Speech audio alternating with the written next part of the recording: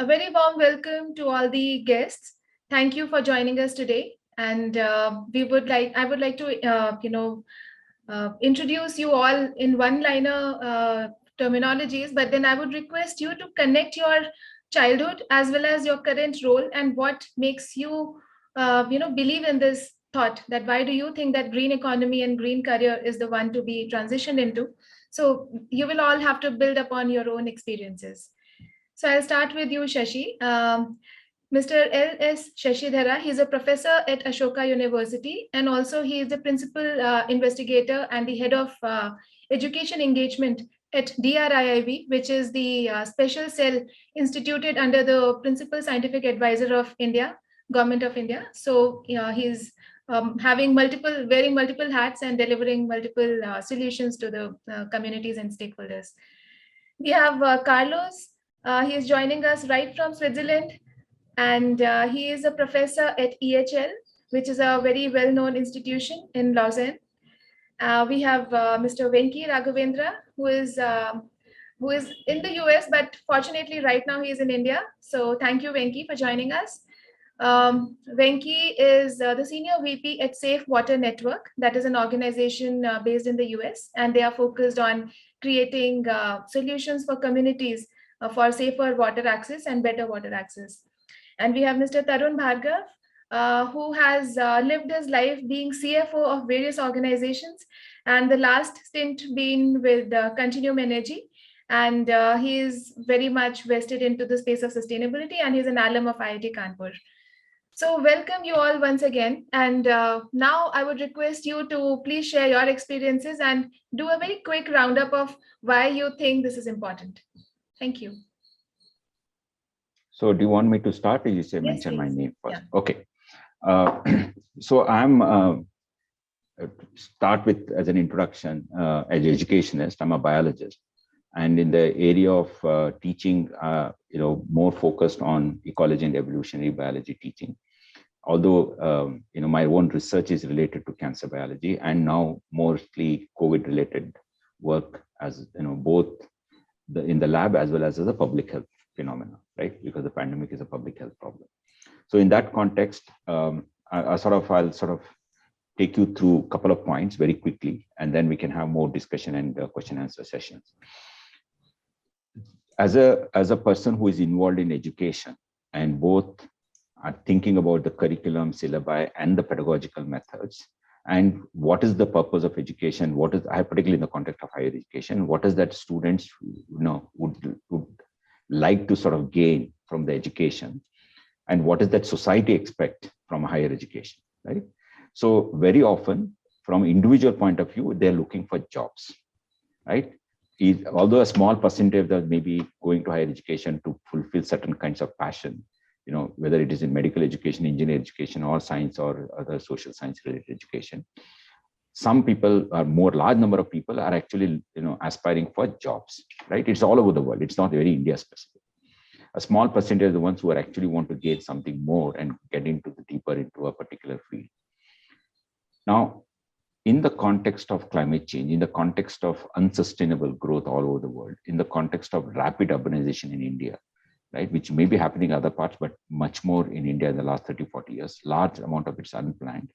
And the earlier we were talking about rural-urban divide is all sort of gone. And now we have urban-urban divide. We are talking about variety of different problems whole country is facing, our world is facing because of climate change, environmental degradation, and deforestation, and so forth.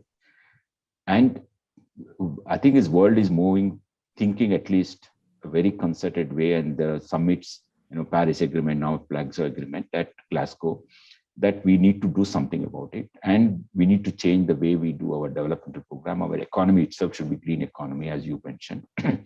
It's not anymore sustainable to have the current, rate of growth, our current model of growth or development. So more and more jobs would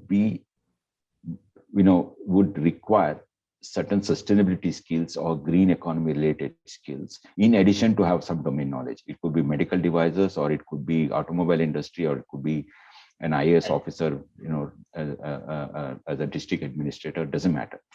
So they need to have these skills. And my thinking personally, and hoping rather than thinking, wishful thinking, is perhaps it will be mandatory that every employee, right, of a large or small or large organization should have certain sustainability skills so that they become more and more carbon neutral. Individuals have to become carbon neutral. Every organization, whether it's a 50 employee organization or a 5,000 employee organization, should also become carbon neutral. And there would be more and more jobs with these kind of skills. So in a way, for individuals, it's more like a job prospects to have these skills. Society needs them, and hopefully there will be a convergence that education will also sort of start incorporating in these skills as part of the curriculum and syllabi, so that sustainability skills, understanding the climate justice to climate economy to green economy, I think hopefully there will be more such kind of requirement. That is one, as from the mandatory, from the policy perspective. Second one is, as an individual, everybody should aspire for a better future, and their future is not as guaranteed as 20, 30, 40 years ago, when people were talking about their future 5 years from now, 10 years from now. As you can see, 5 to 10 years is already becoming a longish enough time point to change the world towards worse rather than towards better. I think it's also for their own benefit. They need to learn some of these skills. I'll stop here. Sure. Carlos, would you want to go next? Yes, with pleasure.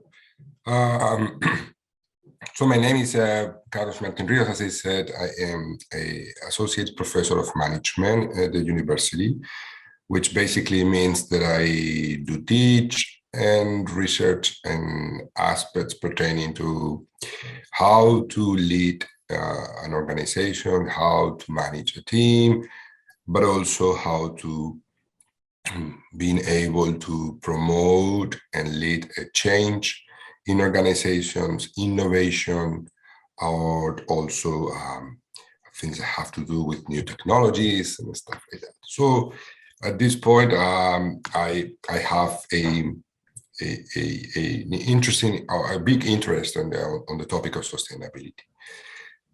Sustainability, it can be perceived as two different things.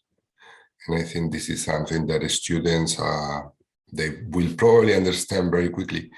Sustainability can mean changing something on the way you do things. And this can be a for-profit company, but it can also be the government, it can be every individual in the house, your parents, yourself.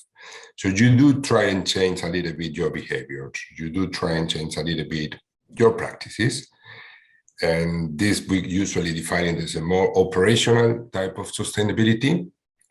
But it can also be trying to rethink the way you basically behave as a company, as an individual, as a society. So for that, we call it more like a strategic sustainability. So it's more all-encompassing. So what we've seen here, and this is what the students that are listening will observe once they probably finish in the school and move into the workplace or universities or something like that. It's like there are many companies that they claim to be sustainable because they are trying to change a few things here and there, kind of those operational things, without challenging much the way they behave, they are.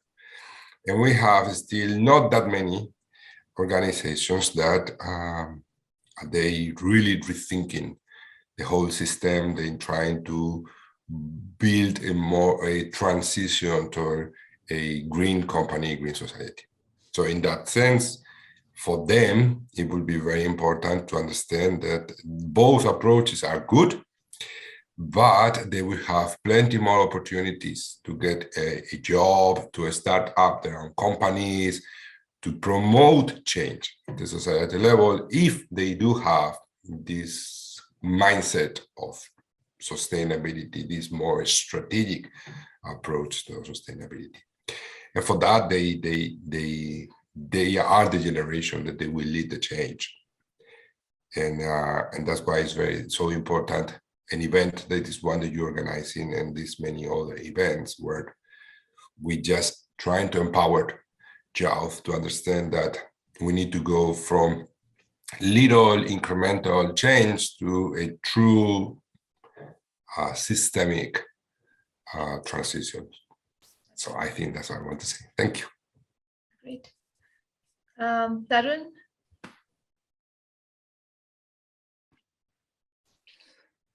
Yeah, thank you so much, Gayatri.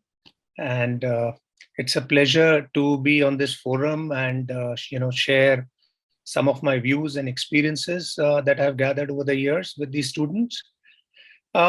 So I would like to maybe touch upon, three aspects. One, when I started my career, this was in early 90s.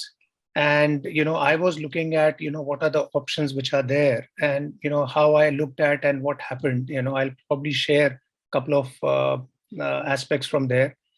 Second, having worked in, different corporates across sectors, retail, telecom, infrastructure, and of course, last 6.5 years have been associated with green energy and renewable energy. So what's the perspective from a corporation's perspective? And the third is, the context, which is about sustainability. It's about, green environment, climate change, and so many other things that we are talking about today. So first of all, I would say that when I started my, when I was completing my engineering, and when we were looking at careers, so early 90s, typically you would take careers which were traditional to your specialization, electrical engineering, mechanical, metallurgical, and so on and so forth. However, the IT companies started to visit the campus. It started somewhere in late 80s, but yeah, early 90s, obviously it was. And I still remember that, there was one of a very large, prominent IT company, an Indian IT company, which came to the campus for the first time. It was completely unknown, and not many people would like to take that job. Okay. And I myself, for example, I was shortlisted after the written test, but I did not go for the interview simply because I said, the salary that they are offering, it was like some 2,500 rupees per month at that point in time, which was, less than half of what I was desiring. And I said, this is not where I want to be. As things turned out, now people who had the least of grades, who were really typically at the bottom of pyramid in terms of the academics, and who probably did not get job anywhere, were the people who landed up in that IT company.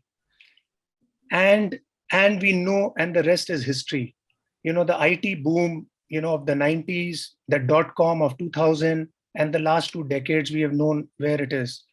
So effectively, many of my batchmates, effectively, one, they did pretty well in the sector. They were leading and they held responsible position. But more importantly, they became millionaires because they had stock options. So I think, so that's really, the IT boom of the 90s and 2000s led to so many careers, and now it is in a different phase altogether. Similarly for telecom in the early 2000s, retail in India in the 2000s, in the last, 2 decades. So there have been those, what should I say, the trends, the opportunities which different sectors, offer, as career choices.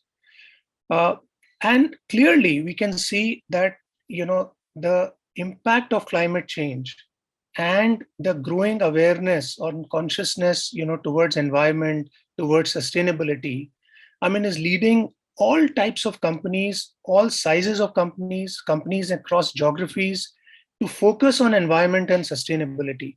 So therefore, over the next, 2 decades, and of course, the rest of the century, we can definitely see that, the focus on sustainability and environment related, careers are going to be pretty much, pretty much offer, tremendous sort of opportunities. Just to give some numbers, the total spending on climate, what they call as climate finance, was just about $600 odd billion in 2019-20. If we were to reach to 1.5 degrees, if we want to limit the global temperature rise to 1.5 or even 2 degrees, as per the Paris Accord, we would need to scale up that 600 billion to something like 3.5 trillion rupees on an average during 2001 to 30 itself. And that has to increase further to something like $4.5 to $5 trillion, over the next decade. So what we are talking of is tons of money literally is going to pour in towards various activities, various actions, and we don't even know today, what are the different types of, activities which need to get done, either from technology or on the ground, or towards people, towards cities. We don't even know today, what are the different aspects which would emerge, which would lead to, different businesses and therefore career opportunities. So I think my view is that this area, offers some tremendous amount of opportunities. But having said so, my personal, view is that while we are talking of sustainability in general, green skills, green job in general, everybody needs to have certain domain skill or experience and expertise. Absolutely. It could be engineering, it could be architecture, it could be, different things, but these will have to get applied to those specific, areas which would develop over a period of time. So that's the second part which I'd like to delve. The third aspect, now let's look from a company's perspective. Businesses are here to make profits, fundamentally. That's really the premise of, any business. And and basically profits and therefore increasing shareholder value. Now, until at the start of my career, environment responsibility was pretty much a tick box. In the sense there were laws which would make sure that you don't have to, you have to treat your pollutants, and you have to take care of health and safety. So it was essentially HSE was really the buzzword, and it was more like it was relegated to a peripheral activity within the organization. Compliance, actually. So it was more like a tick box. Okay, I have done this, so that is why I should not be penalized. Exactly. And nobody, and it was certainly not the job or a role that anybody would like to do. In fact, the underperformers in organization will be relegated to jobs which is related to environment, safety, and health. Nobody would really care. Okay, because your focus is on products, services, markets, consumers, and make profits. This is not something, which we want to do as companies. But I think I can clearly see the last, 5 to 10 years, the growing focus in companies to be very, very focused on, environment and, sustainability. So for example, my MBA batchmates, there are a few of them, handful of them working at very senior positions in banks and corporates who are head of CSR.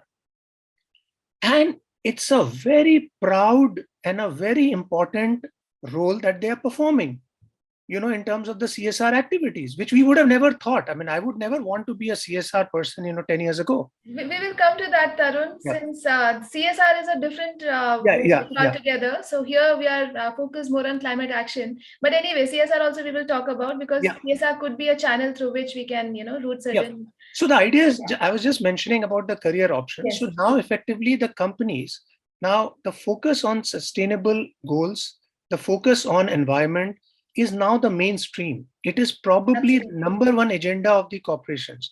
And therefore, anything that you choose around, around the, sustainability aspect is going to be the number one focus of companies and governments and society at large. And therefore, huge amount of career prospects is what I see. Right. So, I mean, I'll pause here and probably we can take up more questions as the discussion progresses. Thank you.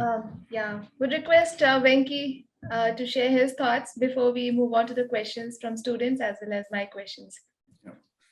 Thank you, Gayatri. It's such a delight to be here along with the wonderful panelists, Mr. Shashidhara, Mr. Carlos, and Tarunji. And I've had the joy of working closely with Ashoka University. I engage with the hospitality industry in a variety of ways. And Gayatri, I must really applaud India MUN, and I'm so honored to be a part of this. And all the effort that all of you have been putting to really galvanize and really bring together students from all over the country and challenge everybody's thinking. I think that's phenomenal because there is a huge dearth of these kind of platforms to engage in this discussion. And based on my limited knowledge, I can say this is the first of its kind. I'm going to go off the script here, Gayatri, with your permission and with my fellow panelists' permission. I'm going to go off the script. I had done my research, I had written my notes, but I think my fellow panelists have raised some good points. I'm going to share a little 2 minutes, a little personal story. When I was 17, and Tarun, you mentioned about early 90s and you started your career. Mine was slightly before that. I went off the traditional path and took up a green job and created a green job for myself. And I didn't even know it was a green job. I, with 2-3 other friends, started a one of its kind community-centered ecotourism initiatives. And I'm going on record here for the next 12 to 13 years. Next 12 to 13 years, what was probably my best earning years in some ways, my best career building years in some ways, from when I was 17 to 29, I worked. I didn't get a single paycheck. I worked to build this amazing ecotourism organization, an experiential education organization, where we took young people, professionals, IT people. The IT boom was happening in Bangalore, and everyone into the outdoors, really brought them close to nature and really helped them appreciate and admire nature. And that was my career. And what I learned and what I gained in those 12, 13 years has been the best part of my life. And the organization that I co-founded still stands tall today after 35 years and is engaging hundreds and thousands of people in green initiatives across the Western Ghats of Karnataka. And I say that because, I was doing some research. Today, almost every job, every career needs a sustainability and a green mindset and a green skill. But more than the traditional skills, I feel that, really challenging yourself, really the intangible, the risk taking a bit heart into it is what is the need of the hour. We can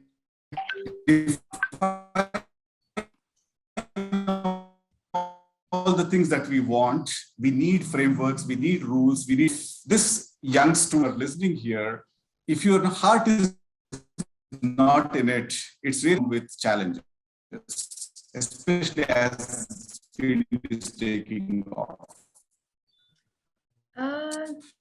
Your voice is breaking, Venki. We need to be pragmatic. We need to be practical. Maybe he can switch off his video.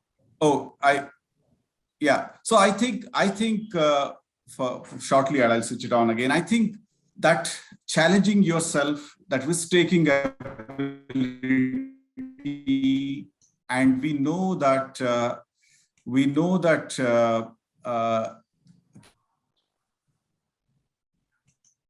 Oh, sorry. I think I lost you all for a few seconds. Can you hear me now? Yeah. Okay. Sorry. So all I'm saying is the risk-taking ability and the ability to challenge yourself and really choose the career in with that mindset, I think, is more important.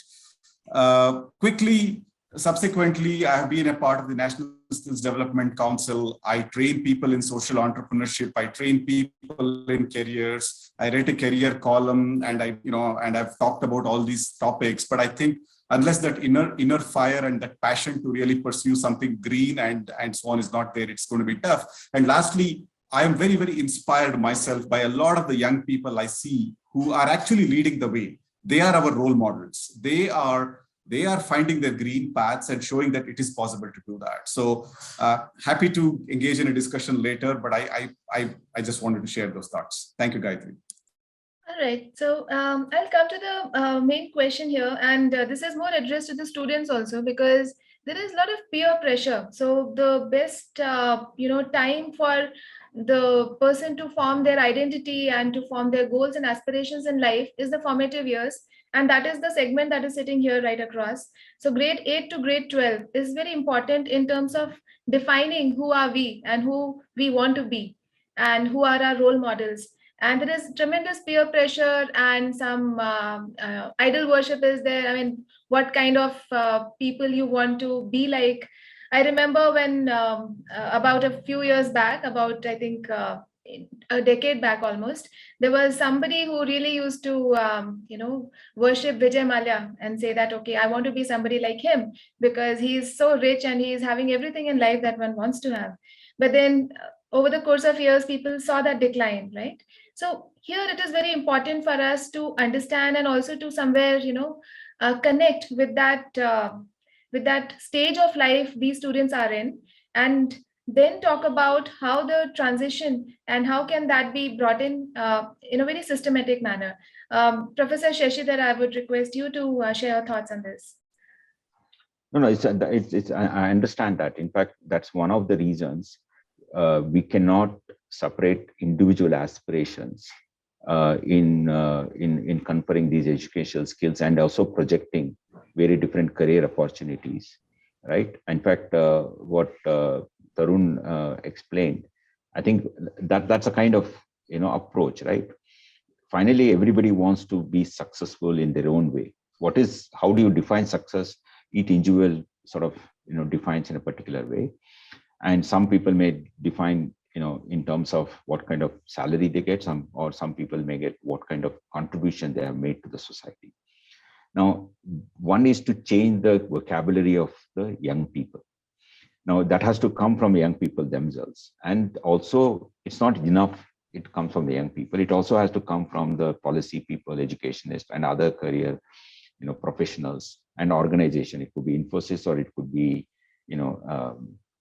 Tata's, or Ambani's or Adani's, other type of work, whether it is energy related, automobile related, wherever, Mahindra's. They should change the vocabulary, and everybody should start talking about green economy. And they should start, actually, even today itself, if they start, let's say, every year there's a placement fair. It happens in all major organizations, whether IITs or major engineering colleges or other universities. And they should start asking those questions right away at the time of appointment, right?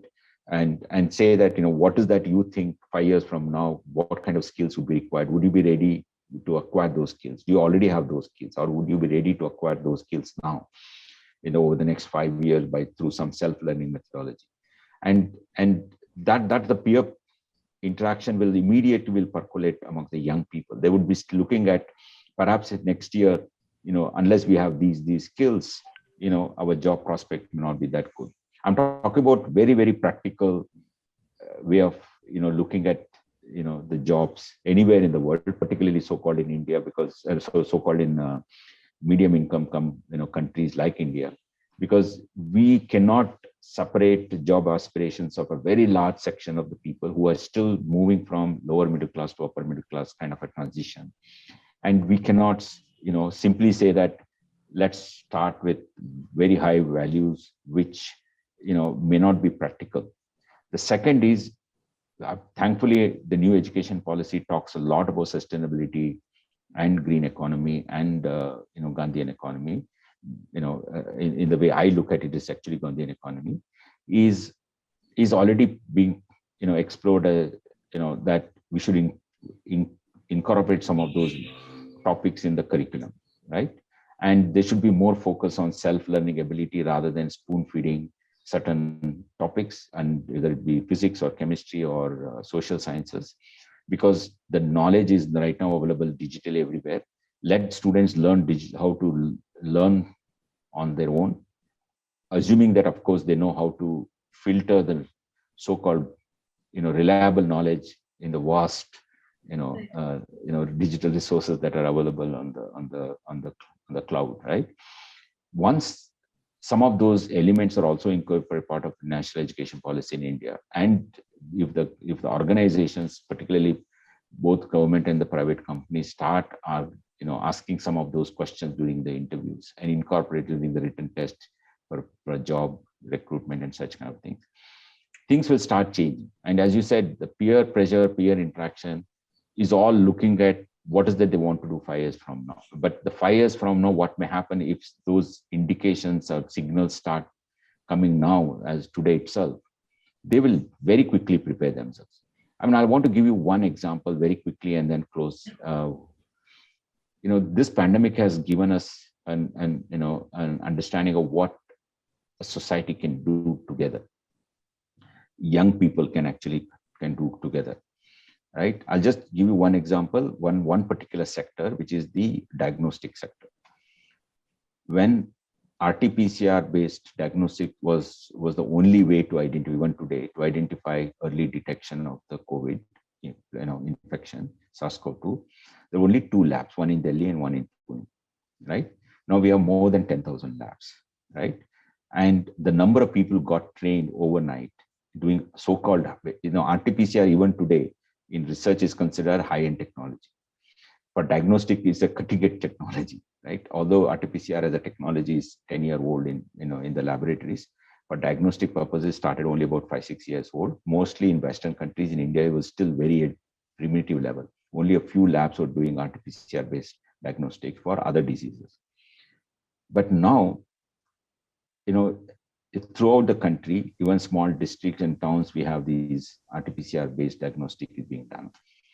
And you can walk in and get tests done for about 500 rupees, and results will come in 8 to 10 hours, right? And you ask all the people who are coming from US right now, how much they had to find difficulties for them to get an RT-PCR test done in US or in Europe. It takes, to get an appointment takes 24 to 48 hours. The results will take more than 24 hours. You have to pay more than $100 to get tests done, right? And all of these things, because hundreds and hundreds of young people, PhD students, undergraduate students actually contributed. When ISA Pune was basically, starting a testing center and training people, every one of them is actually an undergraduate or a postgraduate student. It's not scientists who are actually doing all these diagnostic testing, except in few places where there are professionals doing it. Out of 10,000, I can say 8,000 testing centers in the country are run by actually undergraduate or postgraduate students in colleges and universities. It's a very good example. And I like the fact that you spoke about the vocabulary. And I would also want to qualify that as the trend setting among the young people. So I remember yesterday, Satya Tripathi, the former Assistant Secretary General of United Nations Environment Program, during his speech, he did mention about the new vogue that people now want to wear reused clothes, the young people especially, and they take a lot of pride in wearing the reused clothes. So this is the kind of mindset shift that probably we need to bring in. So vocabulary and trend setting is very important. So all the young people who are listening to us, you have to understand and first of all identify all the areas where your trend setting will add a lot of value, right? So the way tattered jeans, like when I was a young child, tattered jeans was never a fashion option, but now it is very much a fashion option. So this is just a way we think about these things. Just having the choices, even consuming less could be actually a very trendy choice. And you guys can build upon that. Going vegan can be a very trendy choice, and you can build upon that. So of course, trend setting is something that the young people can do, and the generations that are going to follow will always look up to that. So that's one. And now coming to the second question, and that I would probably ask you, Carlos. The sustainability and climate action related research, especially in the domains that you are focused on, and you are looking at management, I know, so you must be interacting with all sorts of students. So at an international level, what kind of directions are students mostly taking up when it comes to their career choices? Good question and difficult answer. I would say There are basically three probably main approaches today on how students pursue their personal careers. First of all, a big change we've observed over the last, I would say maybe 5 to 10 years. 10 would be a little bit too much, but probably the last 5 years, is that students, even before they graduate, they start doing some research on the type of companies they would like to work for. And what we've been observing is that there are some companies that in the past would be quite interesting for students to get jobs on, that today are not so much anymore. And the main reason why is because the students do have kind of an understanding of the different practices that these companies are doing, how they're behaving, how they are respecting or not their employees, and fair conditions and environmental practices. And then they say, the company might be okay, I might get a good salary if I join in, but I don't feel like working for this type of company. And this is something that we've been observing very much, for example, in the United States, and it's now spreading here into Europe, that younger people, for example, do not want to work in settings, for example, like restaurants or many hotels. And the reason why is because the work practices and the work conditions are not good. The environmental footprint of many of these companies is extremely high, and it brings a lot of, say, I wouldn't say bad, but it doesn't bring good reputation to students to work for this type of companies. So that's number one, being extremely more conscious about where they want to work. And the second interesting trend we are also observing is this explosion on jobs that are in the area of sustainability. So, for example, in Europe, about 5 to 10 years ago, there were only a handful of postgraduate programs on sustainability management. Most of them were in the area of environmental studies, kind of, I would say, on the hard science fields, food science and medicine, things that have to do with geography and areas of engineering and how to improve our systems and practices. Over the last few years, we've seen a huge interest on the student side on learning more about how to manage companies, how to work in areas like marketing, like human resources, like even like sustainability itself, measurement, accreditations, changing practices. And there are quite a good amount of postgraduate degrees out there. There are also other, not just in Europe, you can see that this is a trending topic in Singapore, and you see this in Hong Kong, you see all around the world, actually. Top universities, they want to deliver postgraduate education on things that have to do with sustainability and change. And finally, the third big trend that I see is the most promising, also is always very promising in a way, is students who want to be part of the change journey, and they come out with entrepreneurial ideas to start up their own companies. Areas that I see that I'm extremely not extremely, but that thriving in terms of the number of ideas and new projects launched by students. You can think, for example, food, the food value chain must be addressed, and there are so many things that we need to do better, and they can be do better. So young people come with a different mindset. about manufactured food, about distribution of food, about, you mentioned before, about the idea of becoming vegan, or closer to the idea of a more friendly diet and healthier diet as well. So in that neighborhood, there are plenty of ideas. Tourism is another area where you can observe younger people launching their own companies, not just not only saying running your own hotel or things like that, but for example, there is a wonderful transformation of the relationship between technology and services, and tourism is one of them. How technology can contribute to make the service experience more sustainable, friendlier with the environment, thinking about the long-term perspective, not just the short-term profitability. So with this, I want to finish and to say something that I believe there is a lot of misunderstanding on everyone's.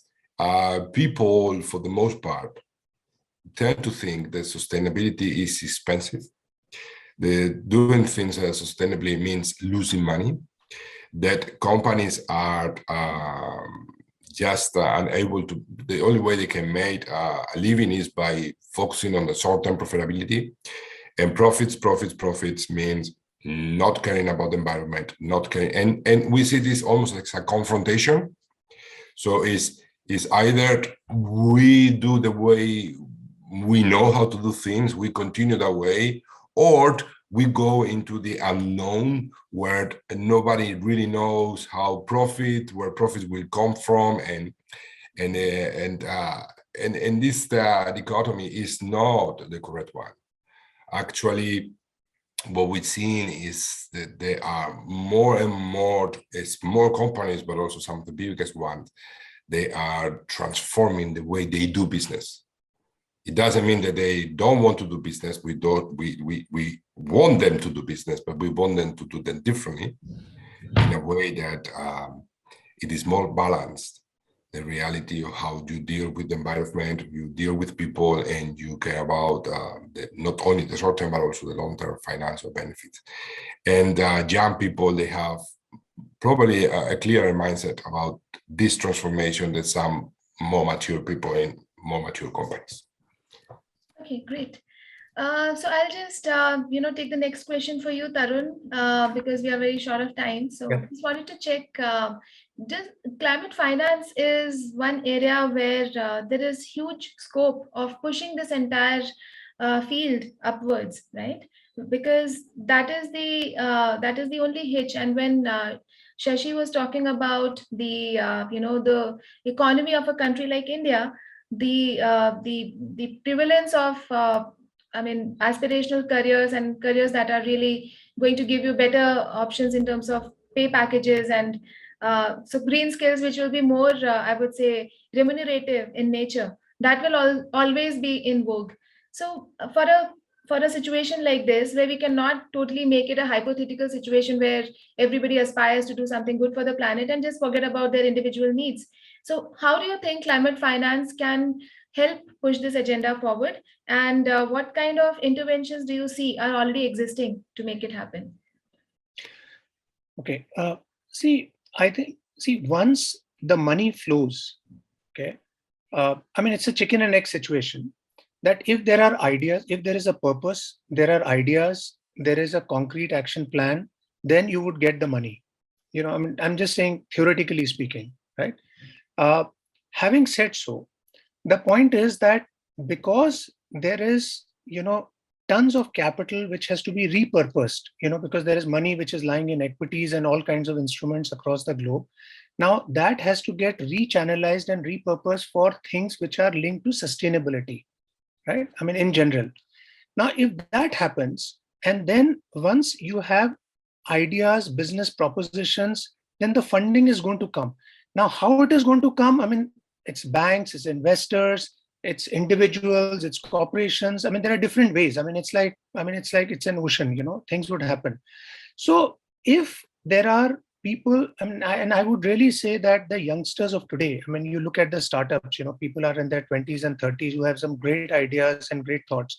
So I think these innovations and new ideas and trying to do something, trying to make a difference in their own sphere, whether it is geography or in their own landscape.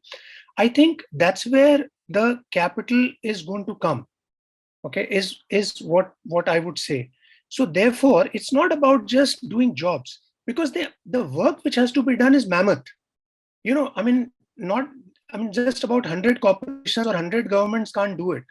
There have to be hundreds of thousands of people who are doing things individually with their ideas, which is going to make it happen.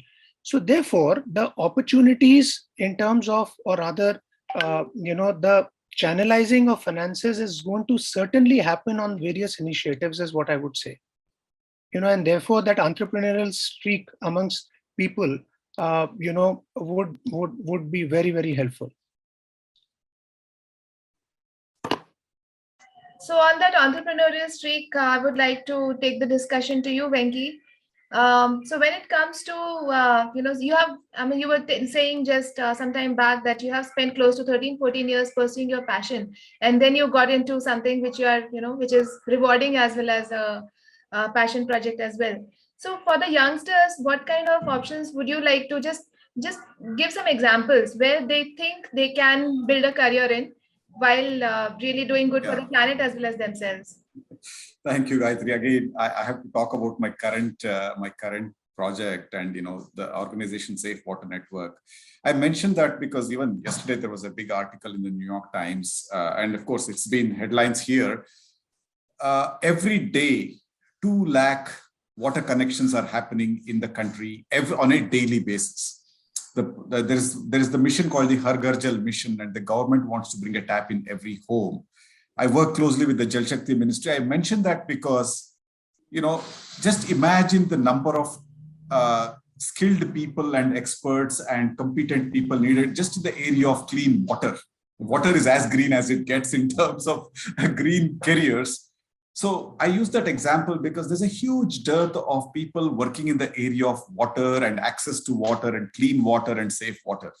And you have an amazing conducive policy environment. The government wants to, and there's a $85 billion investment happening in the country. And I'm using a very real example and a very current example of how, water is just one of the biggest areas of green careers and green skills and sustainability, right? If we can look at every space like that, energy, right? Energy is another area where, again, we see, we know Mr. Tarun comes from the renewable energy background and so on. So, renewable energy is such an exploding area, right? So I was just researching earlier, you can take any industry, the whole procurement process can be green, the whole policy framing can be green, the whole area of the ecosystem management of that particular industry can go green. So in other words, as my other esteemed panelists mentioned, the mainstreaming of green careers is what is happening as we speak. So no matter which industry you go to, there's a very clear green and sustainable dimension to it, not just because it's fashionable, but because it's a real imperative need right now. And so just to highlight again, my own field that I'm working in, water, is probably one of the most important areas where we need young people coming into that space. I hope that answers your question, guys. Sure. And now I think we should take some questions which are already there in the chat box. I'll go in the reverse order. So Pratiksha she's asking, a lot of companies today are producing things that are more green and eco-friendly, but due to lack of awareness, this reaches to not as many people. A huge part of India is yet to realize how crucial and important sustainability is. That's so right. What are the companies doing in terms of spreading such messages and educating these people? If your question is about which companies are doing this, I would like to direct you towards Buzz on Earth, because this is exactly what Buzz on Earth is trying to do. Buzz on Earth is trying to spread, and the term that Venki uses, the mainstreaming word, is actually the tagline of Buzz on Earth, mainstreaming sustainability, because that is what they intend to do, to connect people and educate them on these various options and stories and innovations and whatever is happening in this world. So that is the go-to place for you, if that's your question. But if you're asking what companies are doing to do this, that maybe I would request one of the panelists to answer. Otherwise, I'll be happy to.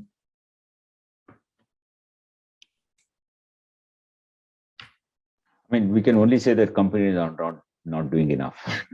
Because if it's not so well known and and it's not mainstreamed yet, I think they're not doing enough. I think they should use more marketing. That's a very honest answer, Shashi, and that's the fact, Pratiksha, that we are actually getting more and more companies understand the sensitivity of this issue. So they have to be partnering with organizations like Buzz on Earth or any such student bodies. Maybe you can create some sort of trust, or like when I was a child, I had a student group within my school, and we used to educate people on these matters, and we used to go and teach to students who were underprivileged. So these are the things that you can do at your level also, or try and route it to the organizations that you think can be of help. Maybe I'd just like to add, I think what Professor Shashidharan said, I mean, I agree. It is still not mainstream because today the pressure on profitability, especially the listed entities, is phenomenal. And therefore, to earmark, so I think the way to see this is, I'll give an equivalent. See, advertising and marketing is an expenditure, in your profit and loss account. But, companies, they treat this as an investment. Similarly, I think, because at the end of the day, you're building a brand, right? You're building awareness and popularity, whatever. I think similarly, the companies need to see the expenditure on sustainability, expenditure on spreading awareness, expenditure, related to anything around sustainability, which is an expenditure. They should actually see this as an investment for making the earth, our planet, a better place to live in. Not just their company, but in general, the planet as a whole. I think that orientation needs to come, and it's going to happen. Yeah, great. That is to be done, and that is exactly what we are trying to achieve through mainstreaming sustainability initiatives. I think, can I add a point, particularly, what Tarun made is a really valid point. Yeah. If you look at large number of people are still thinking that let's exhaust our current market with whatever the technology we already have, sell that. And whenever it becomes, like government makes, let's say, you have to, let's say ban all these products and we have to move towards another technology, they assume that there'll be a big technology which will change the current way of living, and we'll start becoming the producers and sellers of the new technology. I think that kind of planning of an industry or an organization, even the government, how do you do import and export, that thinking has to change, right? Because that technology is going to be equally energy dependent. It's not simply about you whether use fossil fuel versus the renewable energy. Our consumption of energy itself has to come down. The second law of thermodynamics clearly says, right, we are not the laws of thermodynamics, we are not anywhere close to a carbon neutral or green economy unless we reduce our dependence on energy, right? And that has to come when you have decentralized technology and we use smaller technology rather than big technology, which basically spreads the entire world. And that's the thinking has to start. And otherwise, no one will sort of going to invest in local solutions. Otherwise, everybody thinks there will be one global solution to the problem. Okay, there's another question from Syed Reyes. Green economy plays great role in development, but use of chemical sprays and pesticides, weedicides have dangerous consequences on nature and sustainability. How to curb such dangerous practices? Okay, that's a little digressed question, but happy to answer that. We can actually go for nature-based solutions and nature-based growing methods when it comes to avoiding the use of sprays and pesticides and weedicides. So that can be done, especially when if at all you're talking about the plantations and agriculture in specific. And there is an entire movement within India. It is called chemical-free living. So you should always look at ways to avoid chemicals in whichever way you can, right? And first thing, students, it has to start from your own eating habits. So how much junk are you eating? That should stop first thing. And then you should see what all ways you can reduce the chemical induction in your own life, and then, move forward towards that. Gayatri, I'd just like to add that since he Yes. used the word curb, I think the government, and I think again there is a movement, people need to go and, that the government need to bring in regulations and laws which then prohibit such use, manufacture, imports, etc. But then, of course, I mean, there is nothing to beat what you said, the awareness and everybody, starting this practice. Absolutely, yeah. And somebody is asking that these meetings available in YouTube. Yes, you can actually subscribe to India MUN YouTube channel or Buzz on Earth YouTube channel, and these videos will be uploaded there. Okay, next question is about advance in technology has led to production of, that one we have taken already, right? Or we have not? Yeah, no, we have not taken this. Advance in technology has led to production of enormous pollutants, and there are very less methods to curb them. What are the methods to curb such problems? Well, Syed, this is the question that you could have asked in the previous session, but still would love to keep it open for the panelists here. Would anyone want to address that?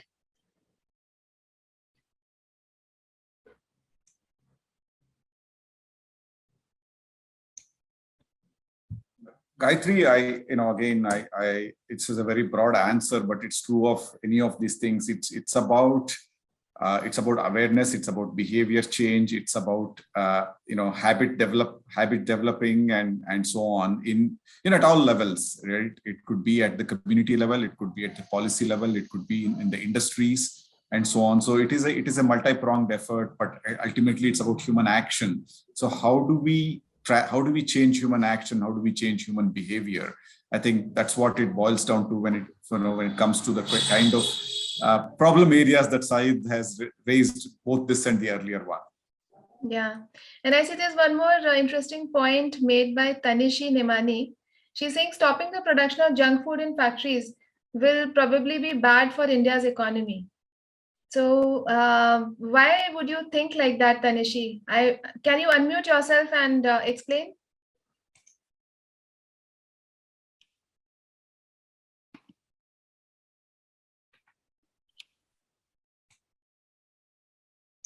You cannot unmute? Okay, let me try doing, wait. Allow to talk. Yeah. Now you can?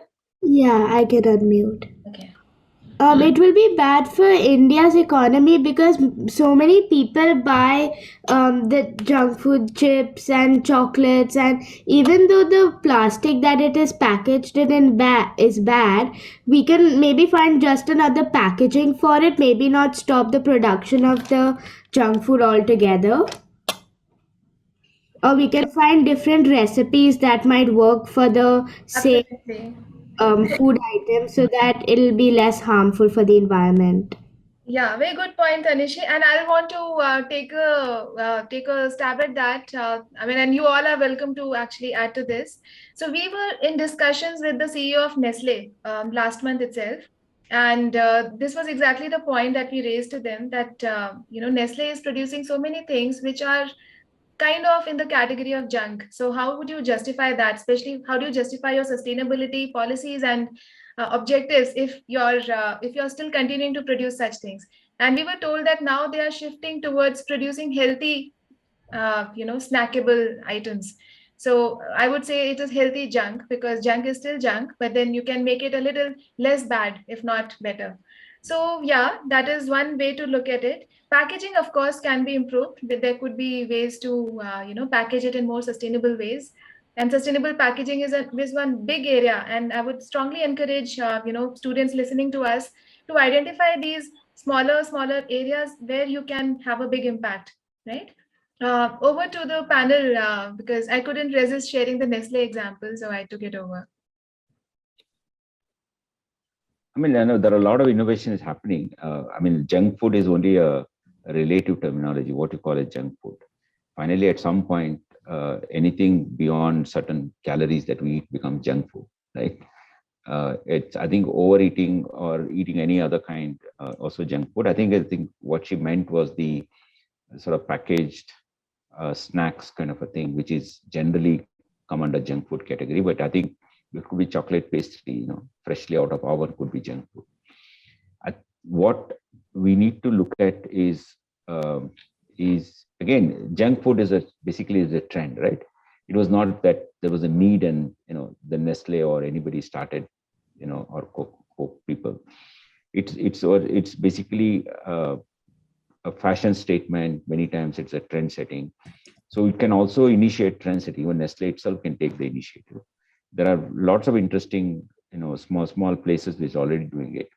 Like, for example, you can take millet and make certain kinds of, without oil, without much of the other type of ingredients, which basically is so-called harmful for people who are sensitive to diabetes or hypertension. You can make these snacks, and where the snacks come with certain kinds of spoons or fork, which are edible, made up of millets, right? Not only you eat, and then you eat the spoon itself along with it. There's nothing to throw there, except, of course, the outermost cover, layer of protection. It could be paper bag or something. Otherwise, everything can be eaten up. So that's a lot of interesting innovation happening. This awareness has to spread, and people start using it. Then only, of course, it becomes sustainable for them to make in large quantity and market. Anyone else? I can add. Oh, sorry. Go ahead, Carlos. Oh, sorry. No, you can go ahead. Yeah, I just want to quickly say that the valid point and wonderful point that Tanishi raised, it just brings to the fore that, look, all these situations are going to be fraught with what will be seeming contradictions, right? Is doing one thing good will become bad for something else, right? We experience these dilemmas on a daily basis. How do we take a balanced view? How do we take a empathetic view of these things? And how do we keep all the competing needs in perspective and do the right thing? That's a daily dilemma. And I think, all the young people listening there, you are actually solving that and tackling that much better than us adults, if I can put it that way. So we are going to be confronting these dilemmas of, seemingly contradictory needs and demands on a daily basis, right? Should I go in a car, or should I take the metro, or should I go in a bike, or should I take the bicycle when I'm likely to be hit by a car, right? So these contradictions are there, but I think it's all about how do you deal with those contradictions. Thank you, Carlos. Over. Thank you. No, I wanted to add, because we do have here in Lausanne, as part of our research center, several projects on food, and I think what the student was asking, it is at the base of many people's concerns about, okay, so it's a trade-off. I'm winning here, there I'm losing there. If we change the way we do things, we walk into the unforeseen and what is going to happen. And we do have several projects on food. Actually, we've been arguing with Nestlé many times, because our university and Nestlé are both in Switzerland, so we're neighbors, and we collaborate in some projects. To all the students out there, you need to think about a couple of things. First of all, 40 years ago, there were not junk food. And the food that we could call today junk food was not manufactured. Like maybe our grandparents would try to do home something if they have access to chocolate, to do prepared chocolate, but you couldn't buy chocolate in the store the way we do so today. It's only been 40, 50 years, and it's been something that has become manufactured and industrialized. It will not take us another 50 years to change that. It's not a big deal. You will not lose jobs. What we will do is to do things differently. And the jobs will go from one place to another. And for that, we can also think about all this research that is nowadays we're working on. And it is under the umbrella, we call it, of the true cost of. So you can say the true cost of food, you can say the true cost of clothing, or whatever you want. And this research, what is trying to find out is the difference between price and cost. So if you buy, say, when we follow the example of junk food, or manufactured food. If you buy some frozen food from Nestlé, we know today that it's cheaper to buy it, to acquire it, than if we want to prepare that meal at home. So in terms of cost, it makes sense to buy this kind of junk food. But in terms of the true value, in terms of health, in terms of transportation, everything, we know that that kind of food is extremely expensive. It's expensive for the health of the people eating it. It's expensive for how we manufacture it. So there is already a little bit of regulation, and there will be more. And these students, that you will see this quite often. For example, a few countries today are already putting big taxes on soda and soda drinks like Coca-Cola or this type of ones, because we do understand that they are cheap to buy, but are quite expensive for your kids' health, for the kids' well-being. So we are going to see more and more of these changes. And what will happen is not probably the Coca-Cola will disappear. And if it does, it's too bad. Another company will come and join in. But most probably Coca-Cola will be forced to change the way they deliver soda and to deliver something that is healthier and that is not taxed. And then it is again competitive. So the forces of market are good here for making who wins and who loses. Now what we kind of changing are the rules. And it's not just about selling a lot and cheap with only thinking in cost, but it's also about, okay, what kind of value you bringing into consumers.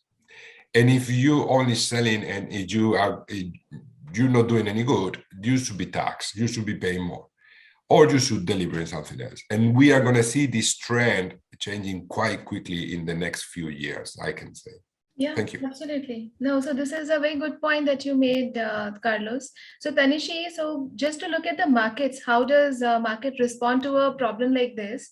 So one is that the good behavior has to be rewarded and bad behavior has to be penalized, right? So when it comes to corporations and organizations like Nestle, PepsiCo, Coca-Cola, all of these who are deliberately producing, items which are neither good for the planet nor good for the consumers, that is you, they have to really, take charge of their actions, and they have to be penalized for doing this. And also they have to be, changing their course. They have to course correct over time. They have to change the way they are looking at these things.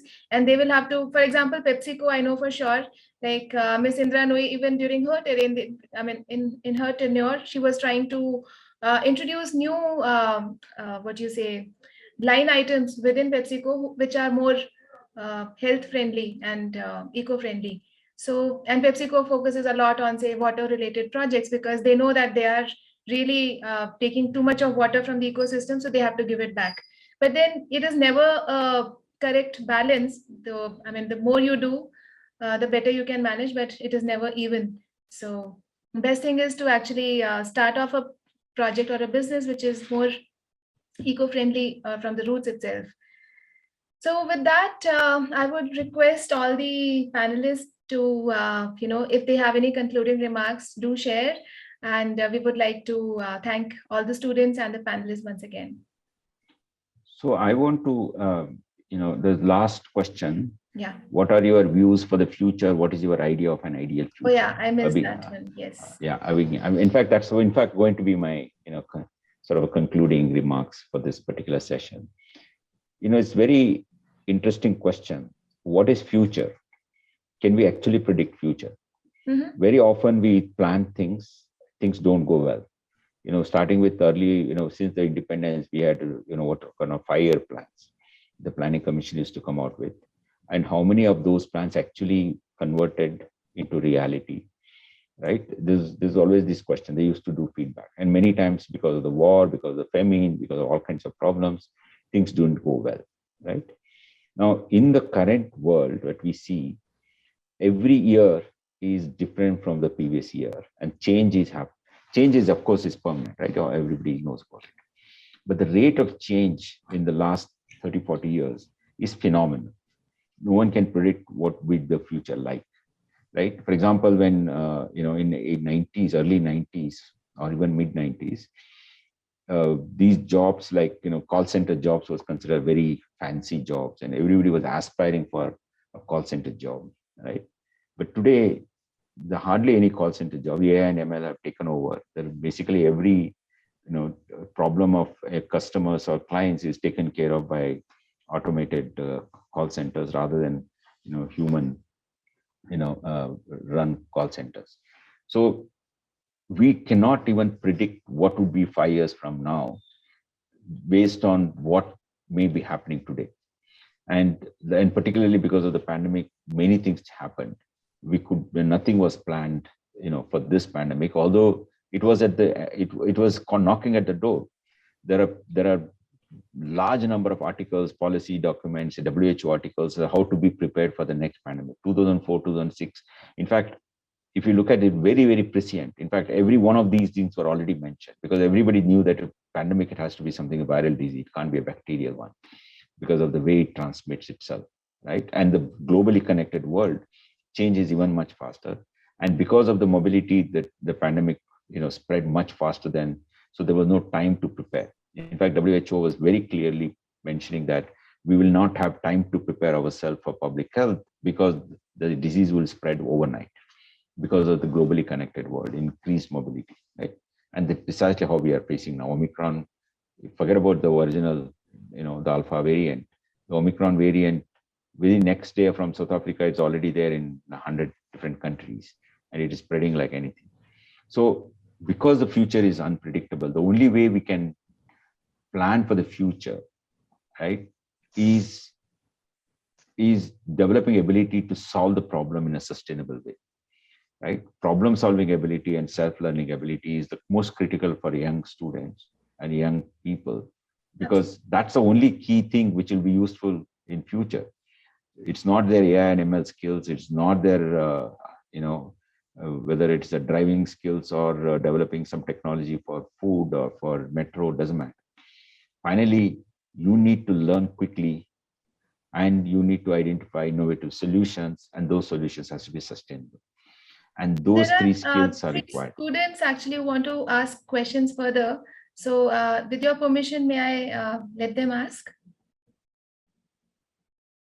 Chinmay, you wanted to ask something? Yes, ma'am. Ma'am, can you please suggest us some of the green skills which we as students can inherit or develop, which will have a huge impact on our climate? Yeah. Anyone from the panel?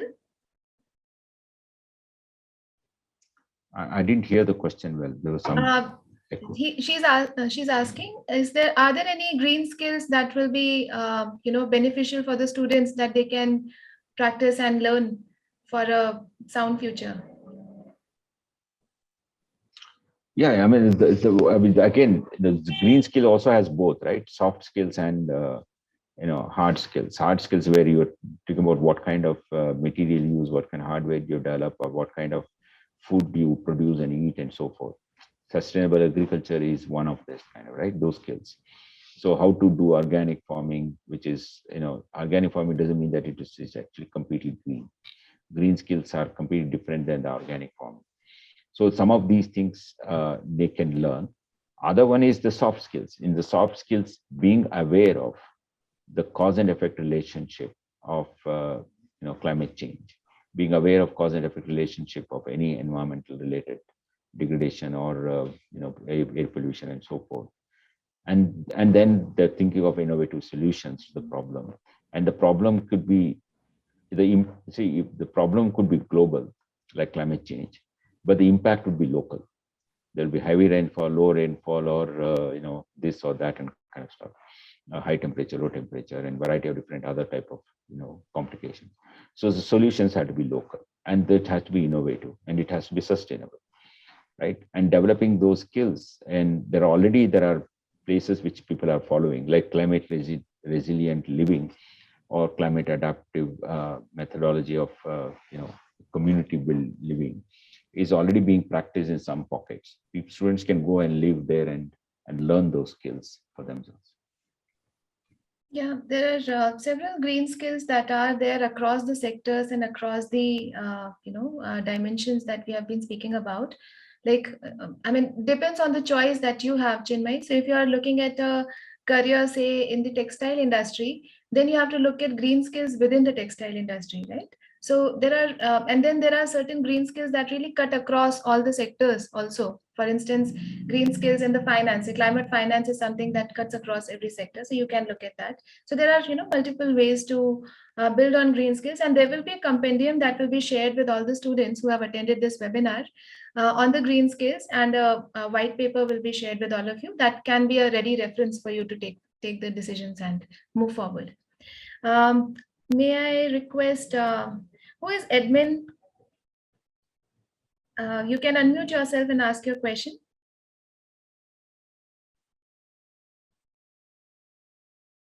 Okay, Srishti Datta, you can unmute yourself. Good morning, ma'am, sir. I want to say that I want to add a point that if we just stop to use the plastic bags in India, I have seen that in local markets, people who are selling, actually, they are selling the fruits and vegetables in plastic bags. If we stop to use those plastic bags and just carry our paper or jute bags, then we can control more and more sustainable, and we can just stop we can just stop to make our environment dirty. Yeah, very well said. Debadrita, you can unmute yourself. Yes, ma'am. I had the question that, ma'am, earlier you spoke about companies such as Nestle or PepsiCo who might take sustainable measures to make their food items less junk. But in India, we actually see many street hawkers selling roadside food. I mean, they do not have that much resources, monetary resources, to actually buy the best quality products to make their food items very much healthy. So, ma'am, if their junk food is banned, so that would have a great effect on the economy, because many people like that would be jobless. So, ma'am, what's the solution in this case? I would request anyone from the panel to take an attempt, else I will be happy to answer. I'll just quickly say, Debadrita, I think that's again a valid question. I don't have a question, Debadrita. I really love your question. Yeah, I don't, you posed a question where I don't have an answer. The point is, all I will say is, how do we balance the human needs versus the sustainability needs and the nature's needs? Because any sustainability measure, any sustainability action, any greening action should keep the people's needs and the people's well-being at the heart of it, and especially the common people, especially those who are at the bottom of the pyramid. Unless we keep that at the heart of our thinking process and action process, it is not the right way to do it. So that's all I can say. Thank you. Okay, I would like to add to that, Venki. So, Debadrita, when you talk about the street hawkers, so first of all, you have to understand they are not using preservatives, because preservatives are not easy to procure, and that's an additional cost for a street hawker, right? So these are this is junk, but it is not having preservative. So junk plus preservative makes it even more junk. So when a PepsiCo or a Nestle would try to do that, then that becomes a little more. Just think about it, the shelf life of everything. Can you take a slice of potato, pack it in a plastic bag, and keep on selling that for next 1 year? You cannot do that, right? The only way you're able to do that, because you have processed it in a certain manner and you have put in preservatives so that it lasts for 1 year. And the rule of nature is simple. In nature, one species eats the other species. You have seen the tiger will not hunt a deer and then wait for 1 year and after that come and eat it. It doesn't happen like that. So there is a way to consume, and the fresh. What I'm trying to actually bring to your notice is the fact that the street hawker is also producing junk, but that junk is fresher at least. And it is also adding to the economy of the country. So of course, yes. So we have to promote that. And in a way, if you can help that street hawker procure better resources, procure better, say, fresh water, those things, I think as a community, we can support. So that is what I would like to suggest.